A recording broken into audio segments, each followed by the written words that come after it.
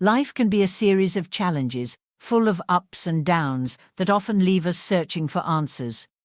Whether it's finding happiness, breaking free from old habits, or simply maintaining peace of mind, the journey to self-improvement is universal. Across the world, people have found inspiration in Japanese philosophies and traditions, which offer timeless wisdom for modern life. These stories capture how simple practices can lead to profound transformations. The first story introduces Aika, a woman who embodies happiness even in tough times. Through the philosophy of Kaizen, small continuous improvements, she teaches her village the power of gratitude and resilience. Her approach is a reminder that happiness is not about avoiding sadness, but embracing life in all its forms. Next, we meet Kenji, a man frustrated by his inability to change. His encounter with a wise monk on Mount Hiei introduces him to the concept of kintsugi, the art of embracing flaws and repairing them with care. Through small mindful actions, Kenji learns that change is a gradual journey, not an overnight achievement. Finally, Emi's story takes us to bustling Tokyo, where stress and demands consume her daily life. With guidance from a calligrapher in Ueno Park, she discovers the importance of mindfulness and flowing with life's natural rhythms. Her journey shows how inner peace can be cultivated even in the busiest of circumstances. Each story reflects a unique aspect of Japanese culture, offering simple yet powerful lessons. Whether it's through gratitude, self-reflection, or mindfulness, these tales remind us that the path to a better life begins with small, intentional steps. Let these stories inspire you to explore new ways of thinking and embrace your own journey of growth. Story 1. Aika's Secret to Happiness. In a serene Japanese village nestled between snow-capped mountains and fields of blooming cherry blossoms, lived a young woman named Aika. Her name, meaning love song, seemed to perfectly suit her demeanor. Aika was the kind of person who carried sunshine with her wherever she went. Her laughter was contagious, her kindness unyielding, and her resilience unwavering. People from the village often wondered about Aika's secret. How could she remain so cheerful even when life dealt her its harsh blows? Hiro, a young farmer in the village, was one of the many who admired her. One day, as Aika helped an elderly woman carry her groceries, Hiro mustered the courage to ask. "Aika-san," he said hesitantly, "how do you always manage to stay happy? Life isn't easy, yet you never seem troubled." Aika paused and placed the basket down gently. She looked at Hiro with her warm, thoughtful eyes and replied, "Hiro-kun, happiness is not about having a life free of troubles. It's about embracing life, both the light and the shadows. Let me tell you a secret. I practice Kaizen in my emotions." Hiro raised an eyebrow. "Kaizen? Isn't that the philosophy for improving processes in factories and businesses?" Aika chuckled. "Yes, but it's also a philosophy for life. Every day I try to improve my mindset, even if it's just a tiny bit.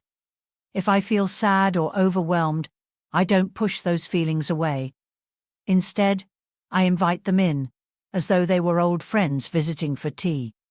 Then, I shift my focus to something I can be grateful for." Hiro looked intrigued. "And what if the sadness doesn't go away?" Aika's face softened. "Sometimes it doesn't, and that's okay. Happiness is not about erasing sadness. It's about finding beauty even in the rain. For instance, when my father passed away last year, I cried for days. But I also remembered the lessons he taught me and the love he gave. That thought brought a gentle smile to my face, even through the tears." Seeing Hiro's fascination, she continued, "Every night before bed, I write one good thing that happened during the day in my journal. It could be something as simple as hearing a bird sing or tasting a delicious miso soup. When I read my journal, I see how many small joys fill my life." Hiro thought about his own life. He often found himself focusing on what was missing or wrong rather than appreciating what he had. Inspired, he decided to give Aika's method a try. That evening, he sat by the flickering light of a lantern and wrote in his journal, "Today, I learned something wonderful from Aika." Days turned into weeks, and Hero's journal filled with entries of gratitude. He noticed a change within himself, a lightness he had never felt before. One day, while walking through the village, he saw Aika again. This time, it was he who smiled first. "Thank you, Aika-san," he said. "Your secret truly is powerful." Aika nodded, her own smile broadening. "Happiness, Hiro-kun, is like the sakura petals. They may fall, but their beauty lingers in our hearts." As Hiro continued practicing gratitude, he began to notice the ripple effect of his actions. His newfound positivity inspired others in the village. Children ran to share their daily joys with him, and elders began reflecting on the wisdom in their lives. Aika's philosophy of small, incremental emotional growth became a quiet revolution in the village. Years later, Hiro became the village head, and he introduced a festival called Festival of Petals, where everyone shared their moments of gratitude under the blooming sakura trees. On the first day of the festival, Aika's eyes sparkled with pride as she watched Hiro address the villagers. "Let us remember," Hiro said, "that happiness is not an absence of sorrow, but the presence of appreciation." The village erupted in applause, and Aika's heart swelled with joy. Her simple philosophy had blossomed into a tradition that would outlast the falling petals. Story 2. Kenji's journey to change. Kenji, a man from Kyoto, was known for his inconsistent habits and frequent frustrations. Every new year, he would make grand resolutions to transform his life, quit smoking, wake up early, or exercise daily. Yet, by February, he would find himself slipping back into old patterns.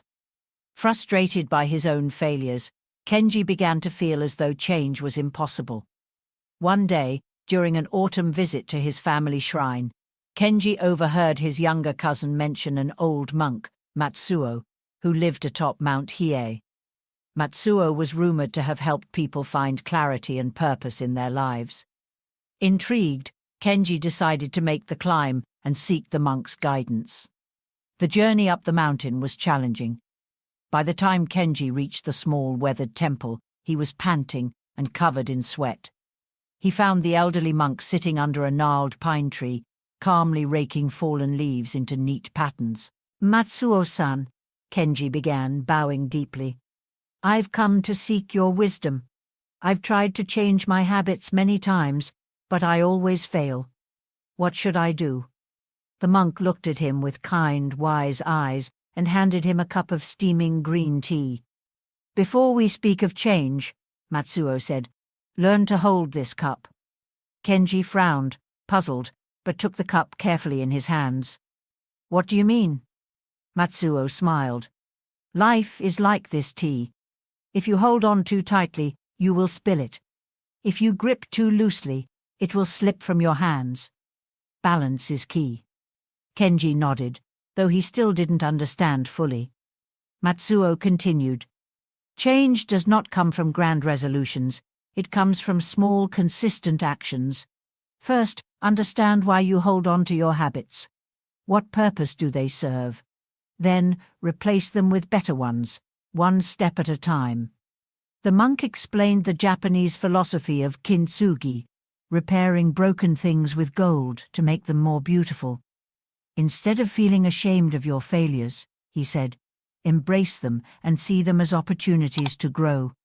Kenji's heart stirred with hope. "But where do I begin?" he asked. Matsuo pointed to a small stone path leading away from the temple. "Begin by walking down that path for 5 minutes each day. As you walk, reflect on one thing you can do better tomorrow. That is all." Kenji followed Matsuo's advice and began his daily walks. Each day, he reflected on small changes he could make, waking up 10 minutes earlier, drinking water instead of soda, and organizing his workspace. Slowly but steadily, these small actions accumulated into meaningful change. Months later, Kenji returned to Matsuo with a radiant smile. "Matsuo-san, I have finally found balance. Your guidance has changed my life." The monk nodded with a gentle smile. "Remember, Kenji, change is a journey, not a destination. Keep walking that path." Kenji bowed deeply, filled with gratitude. From that day forward, he lived with a newfound sense of purpose, always remembering the wisdom of the old monk. Story 3. Emi's Path to Inner Peace. In bustling Tokyo, Emi was a corporate worker who often felt overwhelmed by the demands of her job. From endless meetings to tight deadlines, her days were filled with stress. She barely had time to enjoy the city's beauty, let alone take care of herself. One evening, after a particularly exhausting day, Emi decided to take a walk in Ueno Park, hoping to find some solace. As she strolled through the park, the soft glow of lanterns illuminated the path, and the faint scent of blooming flowers filled the air. In a quiet corner, she noticed an elderly man sitting by a small table, painting delicate kanji characters with a calligraphy brush. Curious, Emi approached him. "Excuse me," she said hesitantly. "Your work is beautiful. What do these characters mean?" The man looked up with a kind smile. "This one means peace, and this one means flow. Together they remind us to find peace by flowing with life, not against it." Intrigued, Emi sat down across from him. "How do you find peace in such a busy world?" she asked. The man gestured toward his calligraphy brush. "Life is like this brush. If you rush, the strokes will be uneven. If you are mindful and deliberate, each stroke becomes art. Peace comes from focus and presence. Try it." He handed Emi a blank sheet of paper and guided her hand as she painted a simple character. Her strokes were shaky at first, but with each attempt, she felt more at ease. Your breath, your focus, your heart, all are part of this process, he said. When you align them, you flow with life instead of resisting it. Emi left the park that evening feeling lighter. She began incorporating moments of mindfulness into her daily routine, pausing to breathe deeply before meetings, enjoying her tea without distractions, and practicing calligraphy each evening. Over time, her stress faded, replaced by a sense of inner calm. Months later, Emi returned to the park with her own calligraphy set. She found the elderly man still painting. "Thank you for teaching me," she said. "I've learned to flow with life, and it has brought me peace." The man smiled warmly. "Remember, peace is not something you find, it is something you create. Keep painting your path." And with that, Emi's journey to inner peace became her greatest masterpiece.